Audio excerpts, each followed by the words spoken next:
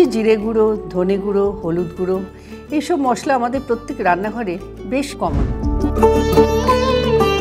এবার শেষমেশ শুকনো লঙ্কার গুঁড়ো, এটা প্রত্যেক বাড়ির রান্নাঘরে মাস্ট। আমার ছেলের আবার স্পাইসি ফুড ছাড়া চলে না। এই যে মশলাগুলো আমি নির্দিষ্ট জায়গায় ভরলাম, একটু ভেবে দেখলে বুঝবে রান্নাঘরের সঙ্গে রসায়নের একটা বিরাট সম্পর্ক আছে। প্রত্যেকটি মশলার নির্দিষ্ট একটা জায়গা আছে রান্নাঘরে, আর নির্দিষ্ট অবদান রয়েছে রান্নার যে কোনো রেসিপিতে। ঠিক তেমনই পিরিয়ডিক টেবিলের এলিমেন্টসগুলোর জায়গা নির্ধারিত হয় তাদের কাজ বিশেষে বা তাদের গুণ বিশেষে। এই যে পিরিয়ডিক টেবিলে 118টা এলিমেন্টস রয়েছে, আর তাদের চেনা যায় ভিন্ন মাস আর ফর্মুলা দিয়ে, আর সেই বিচারে তাদের জায়গা নির্ধারিত হয়।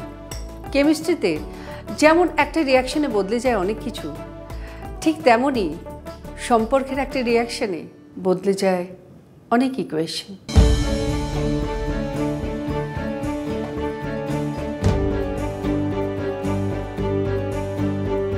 নমস্কার, আমি কেমিস্ট্রি মাসি।